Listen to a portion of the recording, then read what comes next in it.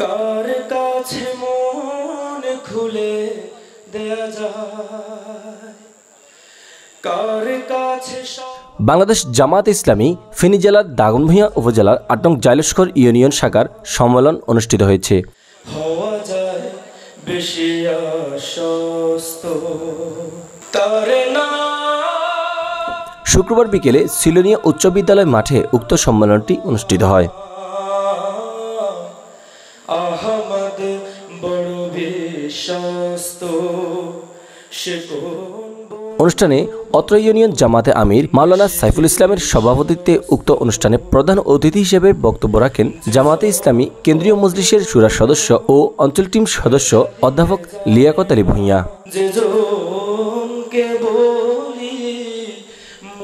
এতে প্রধান আলোচক হিসেবে বক্তব্য রাখেন কেন্দ্রীয় মজলিসের শুরা সদস্য ও ফেনী জেলা আমির মাওলানা মুফতি আব্দুল মান্নান।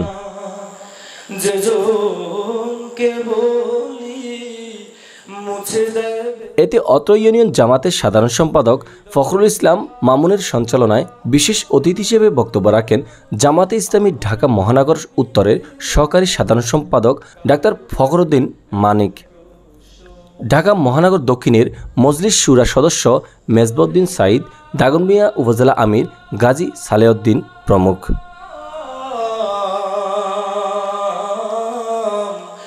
আহমদ বড় বিশ্বস্ত সে কোন বন্ধু বলো বেশি বিশ্বস্ত, মহানবী বলে তারে কেউ বা ডাকে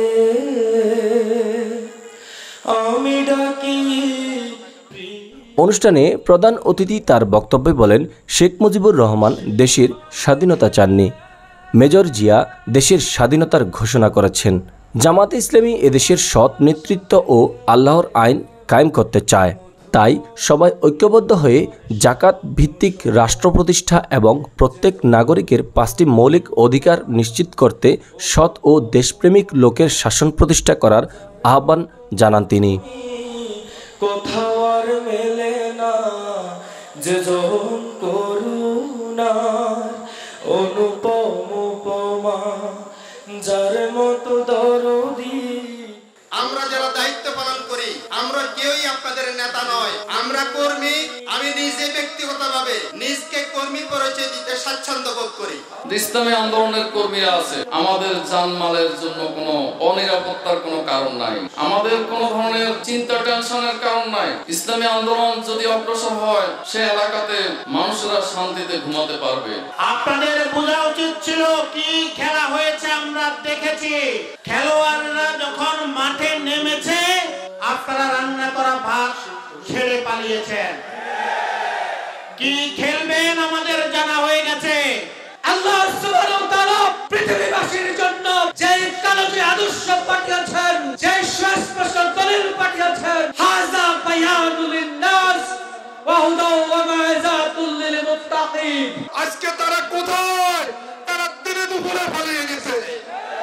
তাদের অপকর্মের কারণে এদেশবাসী, দেশের মানুষ, ছাত্র জনতার বিপ্লবের মাধ্যমে এদেশ থেকে তারা যেভাবে বিতাড়িত হয়েছে এদেশের মাটিতে তাদেরকে আর ফিরে আসতে দেওয়া হবে না। এদেশে যুদ্ধ অপরাধীদের সংগঠন হচ্ছে আওয়ামী লীগ। এগুলো তার নির্বাচনের অবস্থা। জনগণকে তিনি বিশ্বাস করতে পারলেন না। শুধু শেখ হাসিনা না, শেখ হাসিনার বাবাও তাকে জনগণ ভালোবাসত। জনাব শেখ মুজিবুর রহমান সাহেবের জন্য দেশের জনগণ যারা মুরব্বী ছিল তারা বলতে পারবেন, তার জন্য নফল রোজা রাখছে, নফল নামাজ পড়ছে, তারপরে রাতে জাগরণ করছে, কান্নাকাটি করছে, দান সৎকার করছে, কাপ পাড়া দিছে, মান্যত করছে শেখ মুজিবের জন্য। আর তিনি মারা যাওয়ার পরে কেউ ইন্দানি লেও করেন নাই। কেন করেন নাই? আওয়ামী লীগের লোকেরা বিশ্বাস করে না। আর অন্যরা হচ্ছে গ্যাস বলা আমরা খুশি, এই জন্য তাই না পরে তিনি কেন এই বিশাল এক সাগর রক্তের বিনিময়, লক্ষ লক্ষ রক্তের শাহাদাতের বিনিময়, হাজার হাজার মানুষের ইজ্জতের বিনিময় যে দেশের স্বাধীনতা আমরা অর্জন করলাম, আওয়ামী লীগ এই স্বাধীনতাকে তাদের একক কৃতিত্ব বলে দাবি শুরু করলো। অথচ 71 সালের যুদ্ধ এটা আওয়ামী লীগের একা যুদ্ধ ছিল না, যখন 1971 সালের 25শে মার্চ ভয়াল কালো রাত্রিতে পাকিস্তানি হানাদার বাহিনী যখন এদেশের জনগণের উপর গণহত্যা চালালো, তখন এদেশের জনগণ সবাই সম্মিলিতভাবে সবাই এখানে রাস্তায় নামলো। সেদিন জনাব মরহুম শেখ মুজিবুর রহমান সাহেব স্বাধীনতার ঘোষণা দেন নাই, তিনি স্বাধীনতা চানও না। তিনি পাকিস্তানের সেনাবাহিনীর সাথে পাকিস্তান চলে গেছেন এই জনগণকে এখানে খারাপ অবস্থায় রেখে দিয়ে। তখন একটা কণ্ঠ শুধু আমরা সেদিন শুনতে পেয়েছিলাম, জনাব জিয়াউর রহমান সাহেব তিনি বলছেন আমি মেজর জিয়া বাংলাদেশ স্বাধীনতা ঘোষণা করলাম। পরবর্তী বলছে ভারতের সাফে পড়ে তিনি বললেন বিহাইন্ড অফ শেখ মুজিবুর রহমান, শেখ মুজিবুর রহমান কর্তৃক আদেশটা হইয়া আমি এটা বললাম, এটা বলতে বাধ্য হয়েছে। কিন্তু শেখ মুজিবুর রহমান সাহেব আদৌ তিনি এটা বলেন নাই, এটা ঐতিহাসিকভাবে প্রমাণিত। তার কারণ যেদিন তিনি পাকিস্তান থেকে ব্রিটেন লন্ডন হিথ্রো বিমানবন্দর যখন নামলেন, যখন ব্রিটেনের লোকজন তাকে বললেন হিজ এক্সেলেন্সি, তখন তিনি বুঝতে পারলেন না তাকে কেন হিজ এক্সেলেন্সি বলা হলো।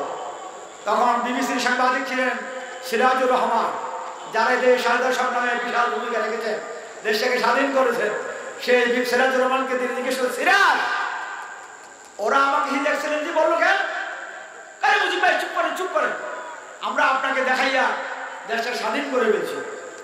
তিনি বলছেন শেখ মুজিব জিজ্ঞেস করলেন ওরা আমাকে অটোনমি দিয়েছে কিনা, অর্থাৎ সাহিত্য শাসন দিয়েছে কিনা? তিনি বললেন না, আমরা দেশটা স্বাধীনই করে ফেলছি। অর্থাৎ তিনি স্বাধীনতার পক্ষে ছিলেন না, তিনি একক পাকিস্তানের প্রধানমন্ত্রী চেয়েছিলেন। কিন্তু তিনি দেশ যখন আমরা স্বাধীন হল, তারা কি করলেন? এককৃত দাবিদার করলেন না। শুধু 73 সালের নির্বাচনে 3 জন মাত্র বিরোধী দলের লোক নির্বাচিত হওয়ার মতো ছিল। ফিরোজপুর থেকে মেজর জলিল সাহেব, সাতকানিয়া একজন সালাউদ্দিন সাহেব, আর মোহাম্মদ সাহেব একটা আসন থেকে।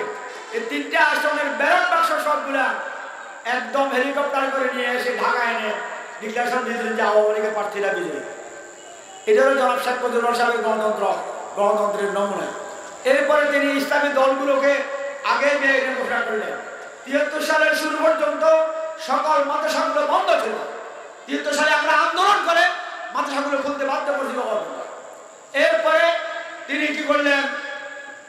বিশাল এক দুর্ভিক্ষকে উপহার দিলেন এবং বিরোধী দলের জাসদ সহ বিরোধী দলের প্রায় 40,000 নেতা কর্মীকে নির্মমভাবে হত্যা করলেন জনাব শেখ মুজিবুর রহমান সাহেব। এবং সিরাজ শিকদারকে হত্যা করার পর পার্লামেন্টে দাঁড়িয়ে তিনি বলেন, কোথায় সিরাজ শিকদার? একটা দেশের প্রধানমন্ত্রী মানুষ হত্যা করার পর পার্লামেন্টে দাঁড়িয়ে এটা যে হুঙ্কার চাইতে পারে আমাদের জানা নেই বেশি, অথচ তিনি এটা করলেন। এরপরেও তিনি শান্তি পেলেন না, সব পত্রিকা বন্ধ করে দিলেন যেন তার বিরুদ্ধে কথা বলা না যায়। তখন একটা সাপ্তাহিক পত্রিকা ছিল, সাপ্তাহিক ভাবকথা, মজলুম জননেতা মরহুম আব্দুল হামিদ খান মাসানি সাহেব, ওটাকে বরদাস্ত করতে পারলেন না। কবি আল মাহমুদের একটা পত্রিকা ছিল, গণকণ্ঠ, জাফরের মুখপাত্র সাহেব কাজ করতো, ওটাকে বন্ধ করলেন। কবি আল মাহমুদকে গ্রেফতার করলেন।